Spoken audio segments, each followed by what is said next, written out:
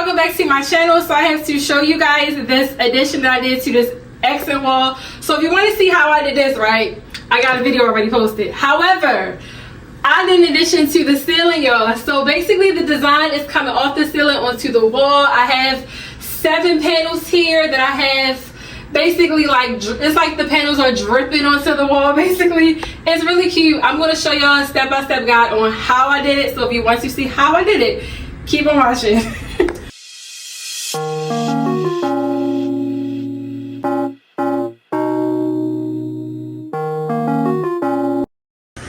This is the wall, and I want to do some additional designs like to bring these on the ceiling. I've seen some accent walls that actually have like this, the design comes from the ceiling on down, so that's what I'm going for, and I'm hoping that it works out.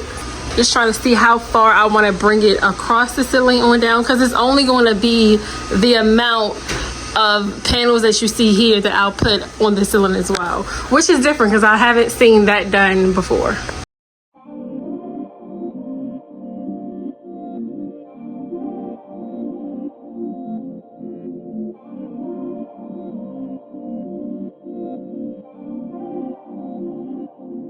Alright, so this is what I'm going to decide to do. So we're going to do a short, long, short, long, short, long. So, and I'm going to stop at this angle here. I'm not going to go, clearly I'm going to stop where the ceiling ends.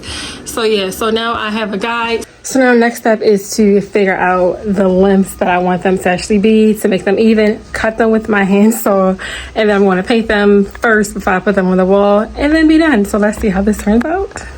Okay, so I bought 3 of these 8-foot panels from Lowe's. I will link the ones I used in the description box. And as you can see, we are using a handsaw to cut these in the desired lengths that we want. And as you can see, when you use the handsaw, you still can get a nice, sharp, precise cut. Yeah. Cut these in half. So now they went from 8 feet to 4 feet, and then I'm going to cut 2 of these in half. So we'll have the long ones at 4 feet and the smaller ones the shorter ones at 2 feet. Yeah, I think that's how I'm going to do this. So, cutting the 4 feet ones into 2. Once we cut the first one, just put this on top, measure it out.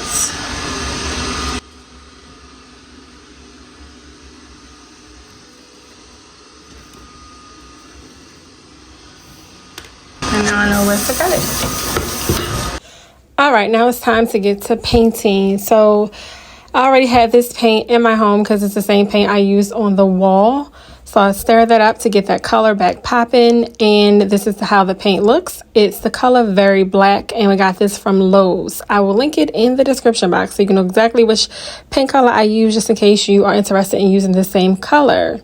Now to start off with the painting, I'm painting the sides, the small sides of the panels. So I'm doing all of them first before I paint the front of them. The good thing is you only have to paint the front and the sides. You don't have to worry about the back because the back will not show. That will be on the side of the actual ceiling.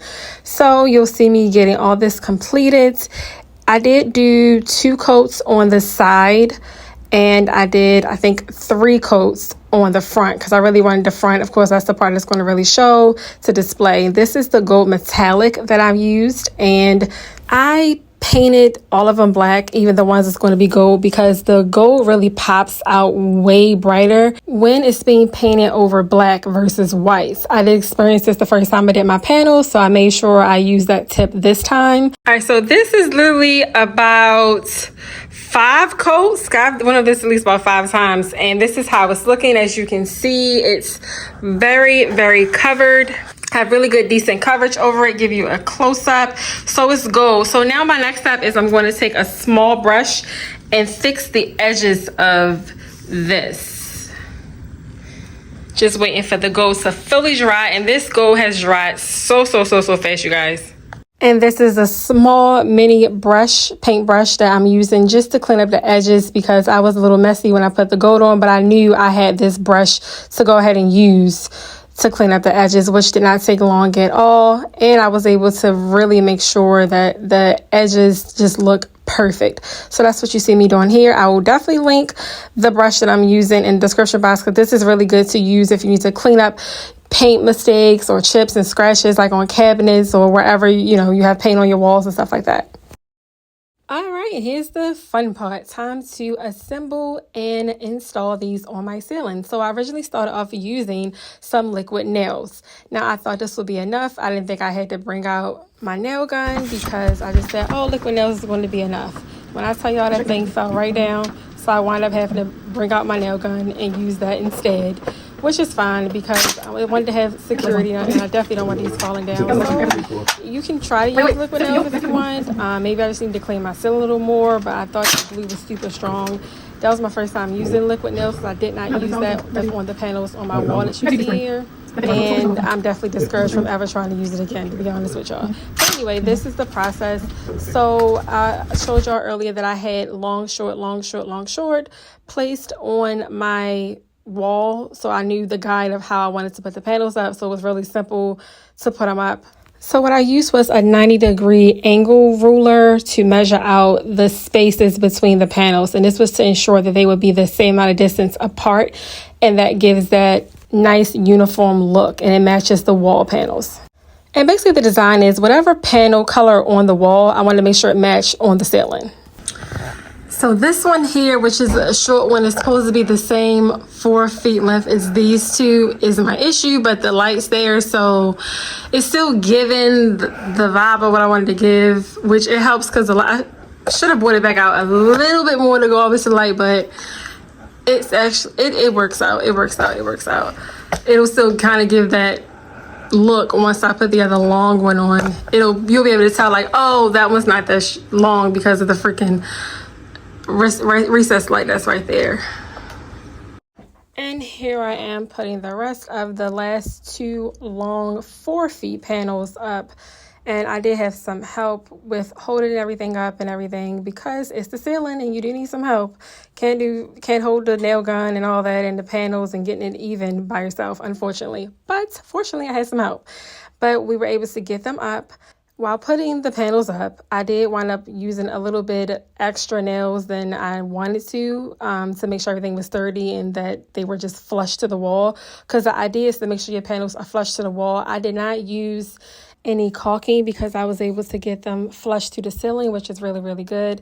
So once I got all the panels up, you would think I'd be done, but no, I needed to paint because I did not want the nails to show. So I wound up painting over the nails just to basically see if that would cover the nails, and so that you wouldn't be able to see them and it would be undetectable because I'm painting over it. So that's what you see me doing here. I did all of the gold panels first, then I got my black paint, and I used the small paintbrush that you guys saw me using earlier to cover the size of the panels. I used that on the black panels to paint those and to cover the nails on those black panels.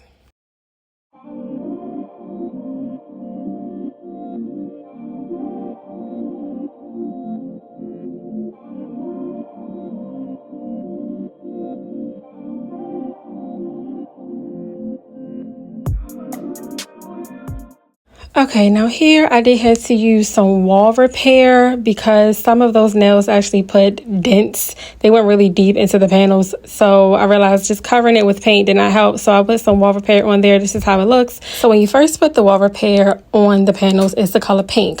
But then once it turns to color white, it means it's complete and now you can sand it. So I did sand it down, which you see me doing right here. And you basically just sand it down to make sure that it's flush to the panel. There's no lumps and humps because they would show once you paint over it. Once I sand it down, I go ahead and clean off the sanding. And then it's time to just repaint those areas that I sanded.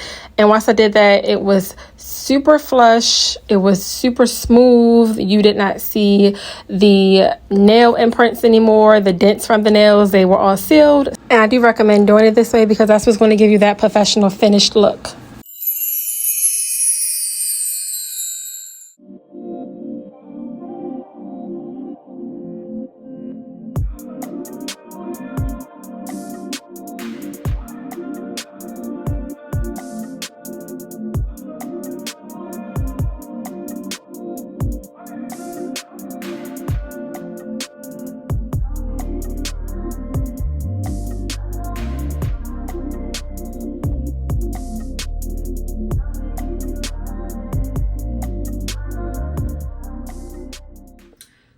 guys, so we're all done. I'm all done. I got a little bit of help. Y'all see a little bit of help I got. But I'm so proud of myself. It's all done. All the panels up. All the paint is done. It matches perfectly. So I thank you guys for watching. Don't forget to like and subscribe, y'all. I'll see you on the next video. Bye.